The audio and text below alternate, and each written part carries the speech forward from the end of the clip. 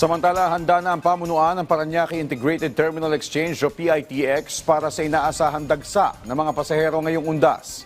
Ayon kay PITX spokesperson Jason Salvador, inaasahan nilang aabot sa 2.1 milyon ang pasahero sa terminal na mas mababa kumpara sa nasa 2.4 milyon na pasahero noong nakaraang taon.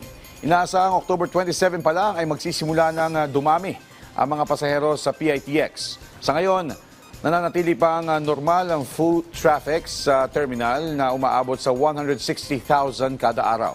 Nagsagawa na rin ng inisyal na inspeksyon ang Department of Transportation sa PITX kung saan mahigpit na binabantayan ang pagdami ng mga kolorum at iligal na pagtaas ng pamasahe. Paalala natin sa ating mga kababayan, huwag po kayong mag-entertain ng ganito. Naunawaan namin, nagmamadali na kayo, gusto nyo nang uwi.